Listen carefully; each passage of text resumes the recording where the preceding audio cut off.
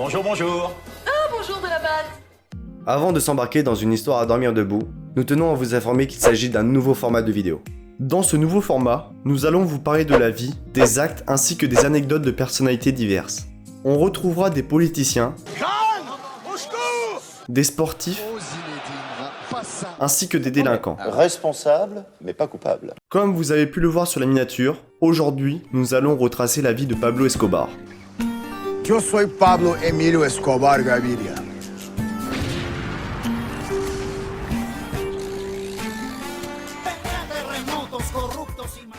Petite piqûre de rappel.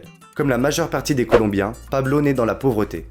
Jeune, il arrête ses études pour se lancer dans la contrebande de cigarettes, la vente de faux tickets de loterie et les vols de voitures pour pallier au manque d'argent. Toute sa vie, il sera obsédé par l'appât du gain. Sur ce point, je le rejoins. Il faut savoir que Pablo Escobar est considéré comme le plus grand trafiquant de l'histoire. Néanmoins, pour certains, il est vénéré comme un dieu. Quand je vous dis qu'il est vénéré, c'est qu'en Colombie, dans leur maison, le portrait de Pablo trône aux côtés de celui du Christ. Et c'est pas une farce.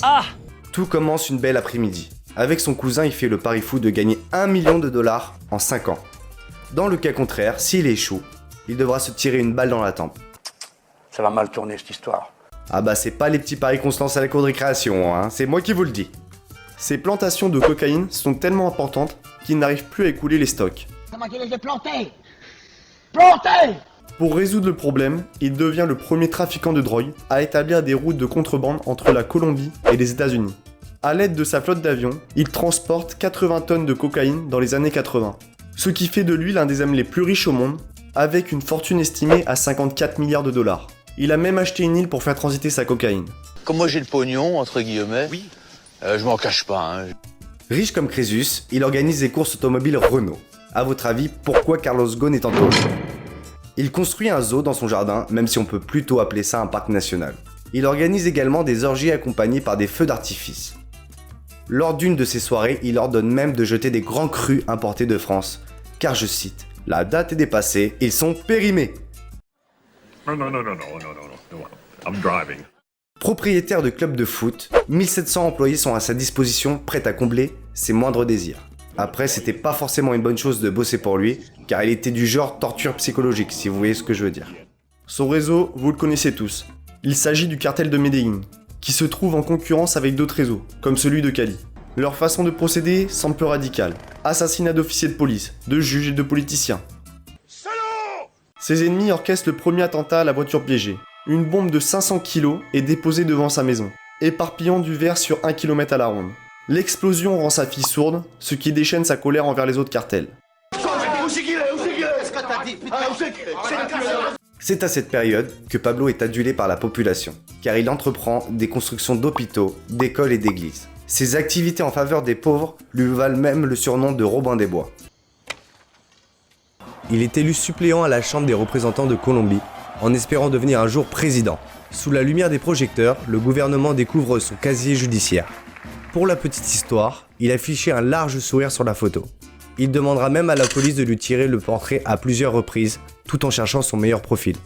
Arrêté et emprisonné, il a le privilège de construire sa propre prison, et continue d'ordonner des assassinats.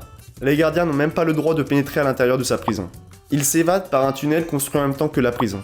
Quand je pense que Michael Scofield s'est donné autant de mal, putain.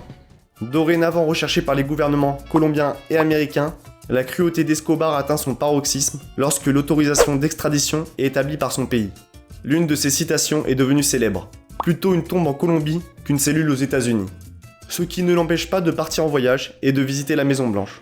Pour en rajouter une couche, il propose même de payer la dette de la Colombie, environ 10 milliards de dollars pour supprimer la loi sur l'extradition. Mais vous fumez, monsieur. Et c'est maintenant que vous allez prendre conscience que le bonhomme n'est pas un rigolo. Vous l'avez compris, à présent, il peut se faire emprisonner aux États-Unis. Et ça, Pablo ne le supporte pas. Pour forcer la main au gouvernement, il devient donc le premier terroriste aérien, en plaçant une bombe dans un avion de ligne. Ah oui, fallait pas le chauffer, Rocco. Rocco, comme l'acteur italien Rocco Siffredi, tu connais? Non, monsieur. Très bon acteur. Par la suite, il dépose même des bombes à la sortie des écoles primaires pour faire le plus de victimes. Incompréhensible, sachant qu'il était père de 2 enfants. Pourtant, même après avoir pris conscience des crimes de son fils, sa mère, Hermilda, le considère toujours comme un saint. C'est un remake du film Vendredi 13 le truc.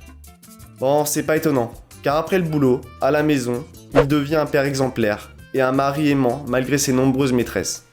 Abattu le 2 décembre 1993 par la police, le lendemain de son 44e anniversaire, une page sombre de la Colombie se referme. Bon, et bien j'espère que ce nouveau format t'a plu. Dis-nous dans les commentaires ce qui t'a le plus surpris ou révolté. Partage et abonne-toi mon coco. Sur ce, à la revoyure.